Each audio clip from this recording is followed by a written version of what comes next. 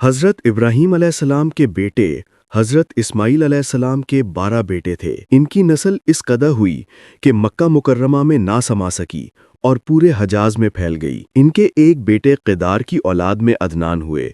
अदनान के बेटे मौद और पोते का नाम नज़ार था। नज़ार के 4 बेटे थे। उनमें से एक का नाम मुज़र था।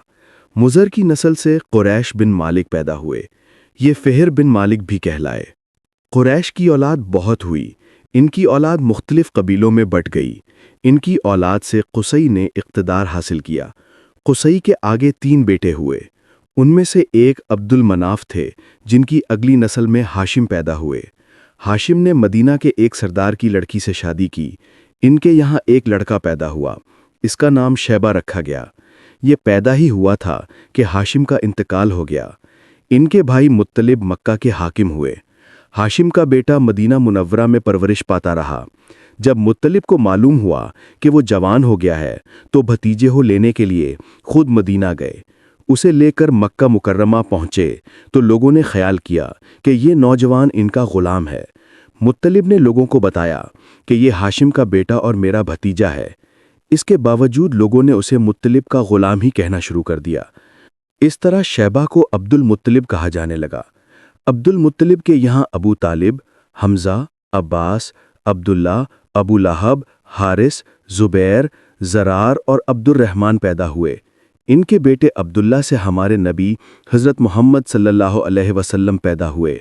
अब्दुल मुत्तलिब के तमाम बेटों में हज़रत अब्दुल्ला सबसे ज़्यादा खूबसूरत और सबसे ज़्यादा पाक दामन थे। अब्दुल मुत्तलिब को ख्वाब में जमजम का कुआं खोदने का हुक्म दिया गया, यानी हज़रत इस्माईल अलैहिस्सलाम के कुएं को। इस कुएं को कबीला जरहम के सरदार मजाज ने पाट दिया था।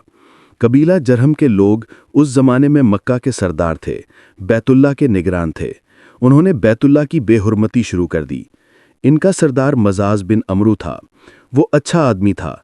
उसने अपने कबीले को समझाया कि बैतुल्ला की बेहुरमती ना करो, मगर उन पर असर ना हुआ। जब मजाज ने देखा कि उन पर कोई असर नहीं होता, तो कौम को उसके हाल पर छोड़कर वहां से जाने का फैसला किया।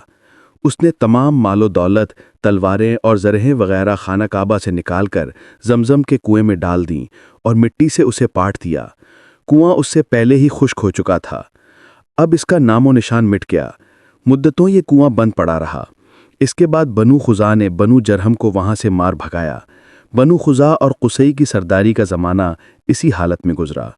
कुआं बंद रहा, यहाँ तक कि कुसई के बाद अब्दुल मुत्तलिब का ज़माना आया। उन्होंने ख्वाब देखा। ख्वाब में उन्हें जमजम के कुएं की जगह दिखाई गई और उसके खोदने का हुक्म दिया गया।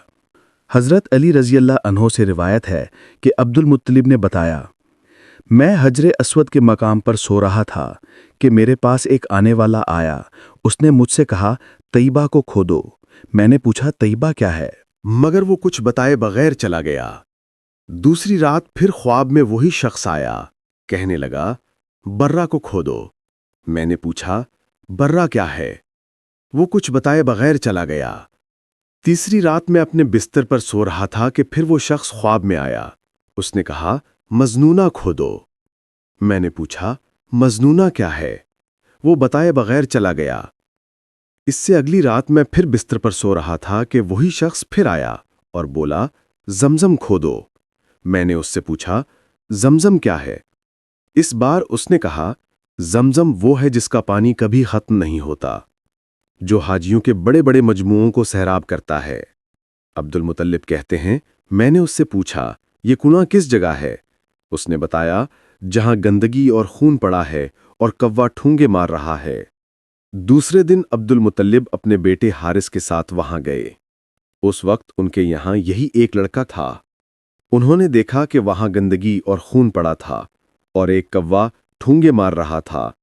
इस जगह के दोनों तरफ बुत मौजूद थे और ये गंदगी और खून दरअसल उन बुतों पर कुर्बान किए जाने वाले जानवरों का था। पूरी निशानी मिल गई तो अब्दुल मुत्तलिब कुदाल ले आए और खुदाई के लिए तैयार हो गए। लेकिन उस वक्त कुरैश वहां आ पहुंचे। उन्होंने कहा, अल्लाह की कसम, हम तुम्हें यहां खुदाई नहीं करने देंगे। तुम हमारे इन दोनों बुतों के दरमियान कुआं खोदना चाहते हो, जहां हम इनके लिए कुर्बानियां करते हैं। अब्दुल मुत्तलिब ने उनकी बात सुनकर अपने बेटे हारिस से कहा, تم ان لوگوں کو میرے قریب نہ آنے دو، میں کھدائی کا کام کرتا رہوں گا، اس لیے کہ مجھے جس کام کا حکم دیا گیا ہے میں اس کو ضرور پورا کروں گا۔ قریش نے جب یہ دیکھا کہ وہ باز آنے والے نہیں تو رک گئے۔ آخر انہوں نے کھدائی شروع کر دی۔ جلد ہی کنویں کے آثار نظر آنے لگے۔ یہ دیکھ کر انہوں نے اللہ اکبر کا نعرہ لگایا اور پکار اٹھے، یہ دیکھو، یہ اسماعیل علیہ السلام کی تعمیر ہے۔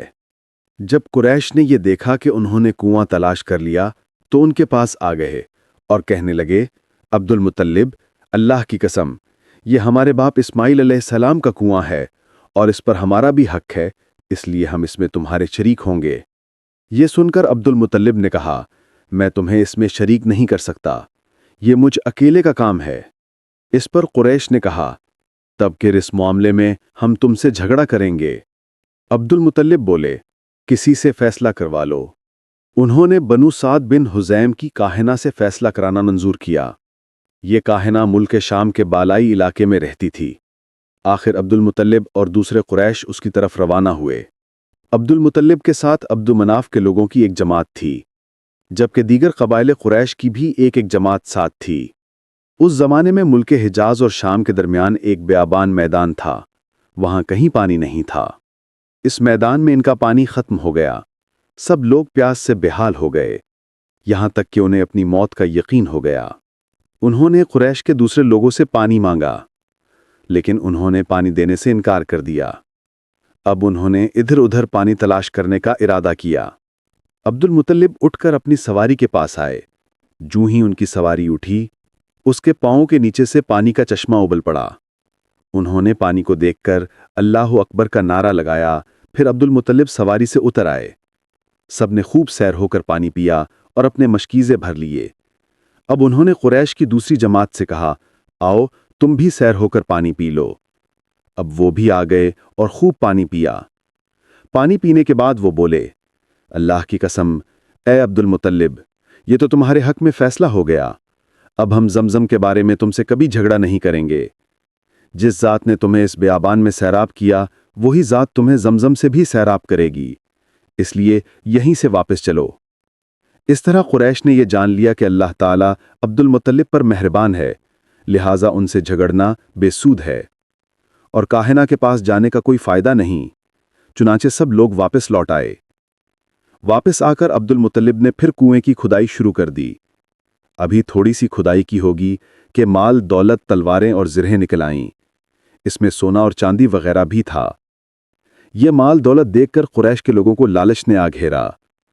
انہوں نے عبد المطلب سے کہا، عبد المطلب، اس میں ہمارا بھی حصہ ہے۔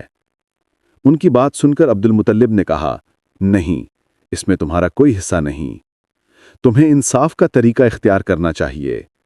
آؤ پانسے کے تیروں سے قرعہ ڈالیں۔ انہوں نے ایسا کرنا منظور کیا۔ 2 تیر کعبے کے نام سے رکھے گئے، 2 عبد المطلب کے اور 2 قریشیوں کے باقی لوگوں کے نام کے۔ پانسا پھیٹا گیا تو مال اور دولت کعبے کے نام نکلا، تلواریں اور زرہیں عبد المطلب کے نام، اور قریشیوں کے جو تیر تھے وہ کسی چیز پر نہ نکلے۔ اس طرح فیصلہ ہو گیا۔ عبد المطلب نے کعبے کے دروازے کو سونے سے سجا دیا۔ زمزم کی کھدائی سے پہلے عبد المطلب نے دعا مانگی تھی کہ اے اللہ، اس کی کھدائی کو مجھ پر آسان کر دے، میں اپنا ایک بیٹا تیرے راستے میں ذبح کروں گا۔ اب جب کہ کنواں نکل آیا تو انہیں خواب میں حکم دیا گیا کہ اپنی منت پوری کرو، یعنی ایک بیٹے کو ذبح کرو۔